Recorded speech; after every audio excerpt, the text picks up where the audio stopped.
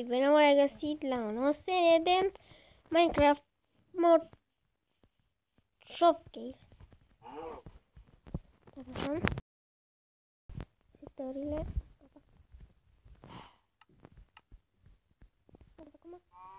Așa. În acest mod o să vă prezint ăsta Dumnezeams.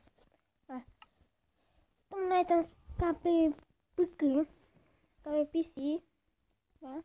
Că nu puteți, nu cred că ca 99 sau 98% cred că nu știu sau știu modul ăsta. În acest mod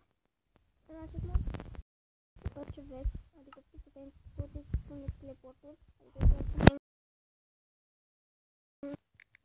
așa, da, și așa noi mergem la anumite distanțe.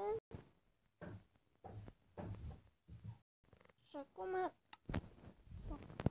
ne-am teleportat înapoi.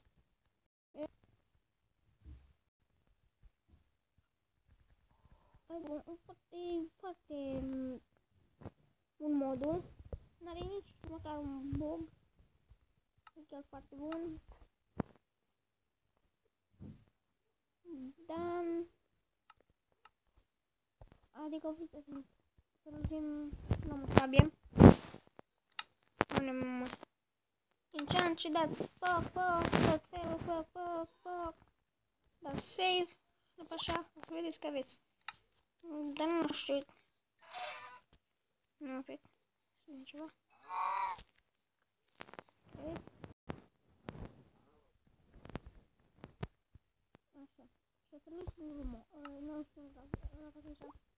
Creativul, și acum pe creativul puteți să punem armura. De exemplu, eu vreau o armură de diamond.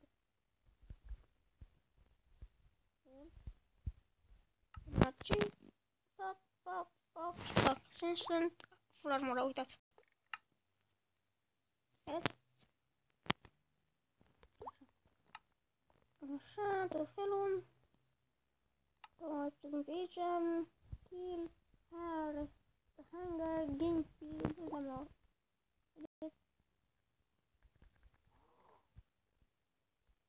Așa. Să joc tot. Vedeți, și non-scop. Așa. Dăm înapoi, așa. Timer. Noapte, zi, noapte, zi. Așa. Weather pentru a ploua.